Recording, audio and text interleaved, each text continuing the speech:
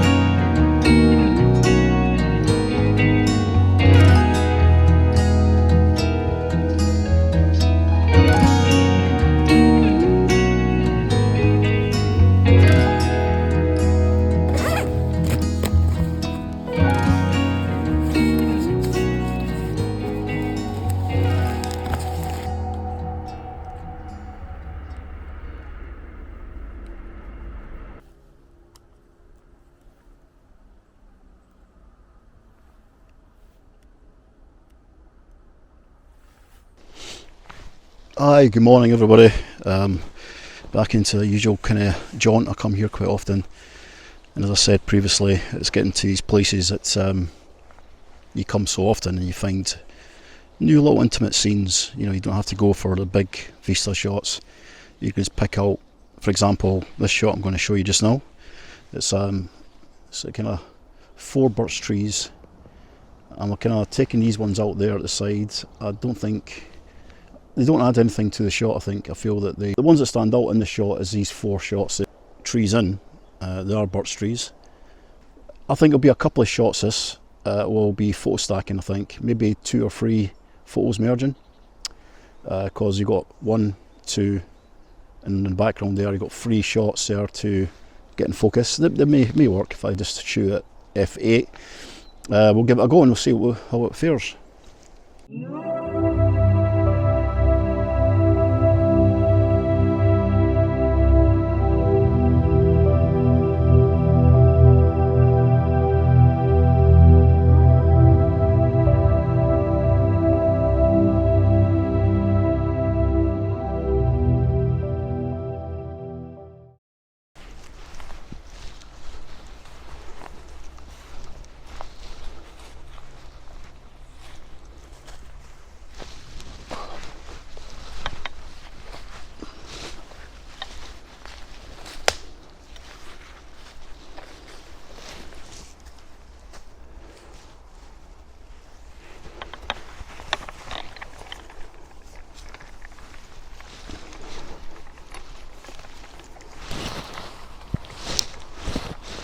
Another composition, it's just over there's a tree there, and its branches are pretty much quite spread eagle. They're everywhere, the branches.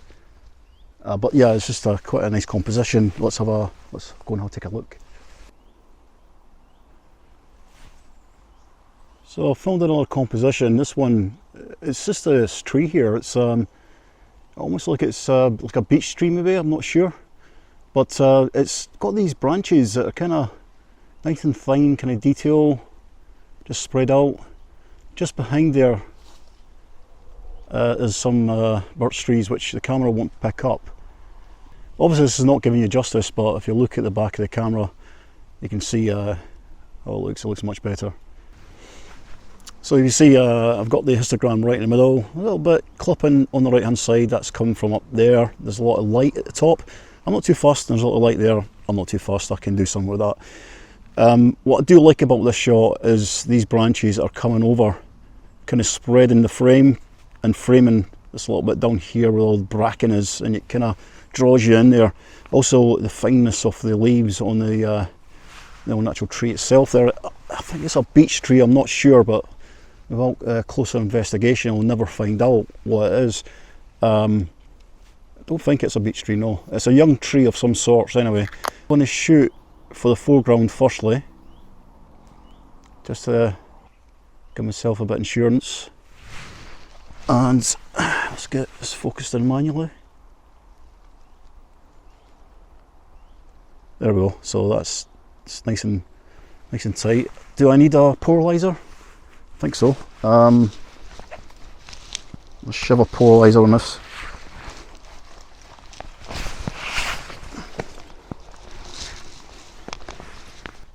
So what the polarizer does, takes the glare, and you see there that's nice and green there now, but look, see the camera's picked up there, see the light's quite open here, it's shooting right down from the canopy, hitting the top of the bracken, and as I just twist this to there, we get a nice muted green. There's not too much luminosity there, it takes the luminosity away, you could say. Now, some of you guys wonder why this camera's shaking. It's on the side of a hill, so I've got to be very careful, and I've got the timer on just to stop any shake.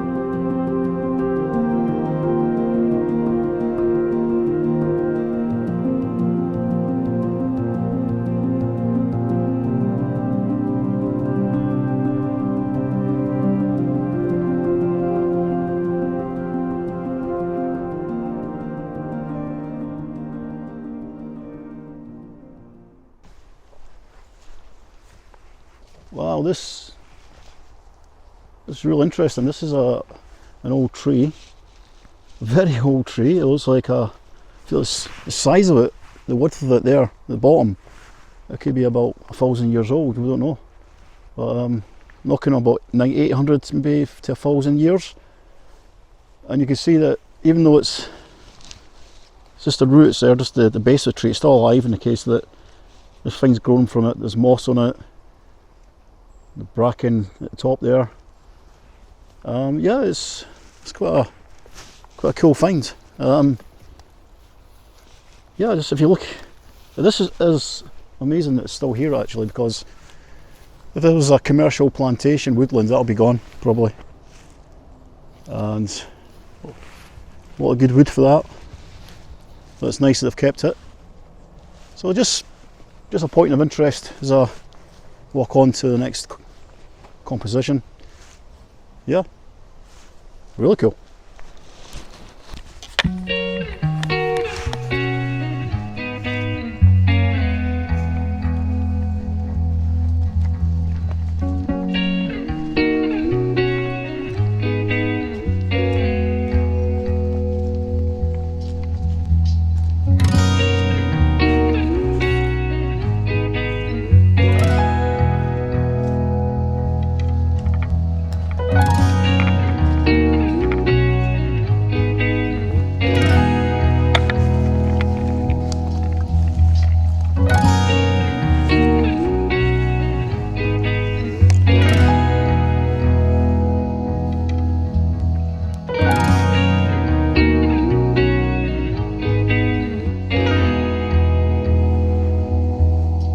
What a beauty!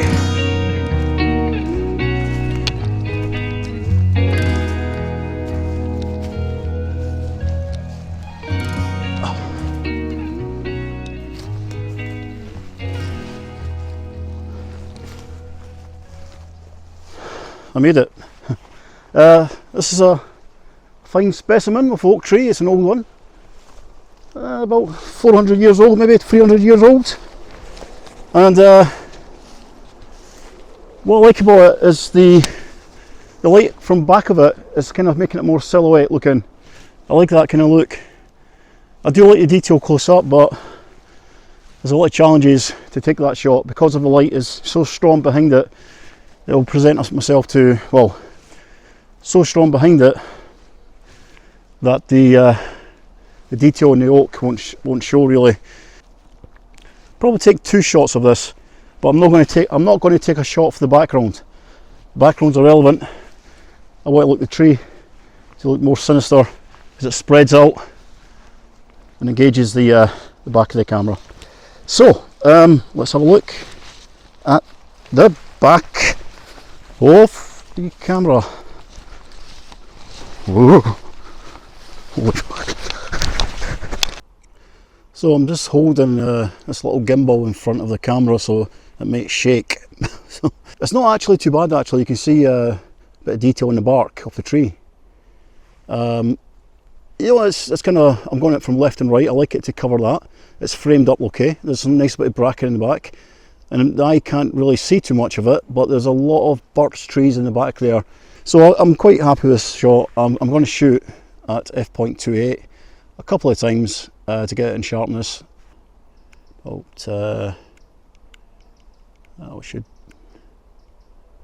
let's try about 1/5 of a second and make do.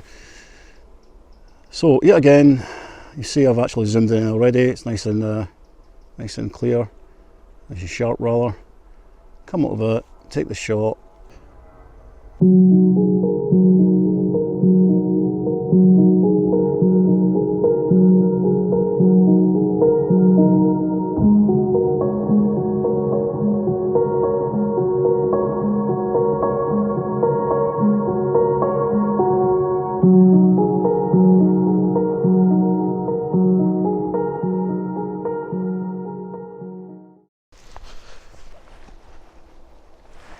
I quite like the idea of these birch trees all spaced out, and I just love birch trees because of the colour. You know, it's the silver, the dark. You know, the contrast they've got in them. They instantaneously stand out from any other tree in the forest, the woodland. And you see here, we're on a hill here, so the sky is kind of covered here. We've got a little bit of canopies, a lot of light coming through at the side. It's fine, it makes it look better. It hits the trees, it makes them stand out. So, quite interesting facts about birch trees. I'll risk sounding like a nature programme, but I do enjoy reading books on trees, etc., as well as taking photographs of them. So it produces birch sap. Birch sap is pretty much the life of the birch tree. So birch water is the sap of the birch trees, and it's harvested in early spring. During the winter, birch trees store more nutrients that they, of course, it's released into their sap itself. And when trapped, the birch water is clear. It's this kind of colourless liquid with a slightly sweet taste. I haven't tasted it before, but it must be great, because it detoxes the body, detoxes kidneys, lungs, etc. Anyway, a nice little bit interesting fact here about the tree itself. We're going to take a shot of it now. Let's give it justice.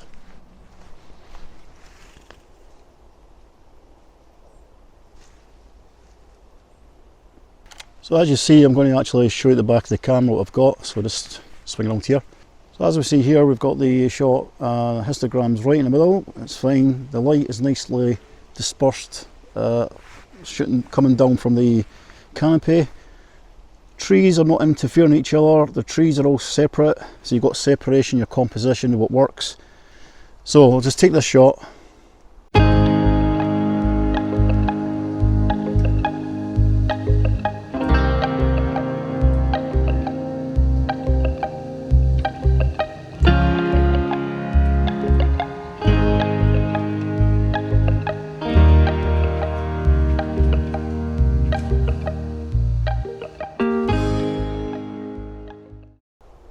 Hi guys, thanks for watching this week's video. It's been a pleasure doing this video. I hope it's been a pleasure for you to watch it too, and leave any comments below, and if you haven't subscribed, please do.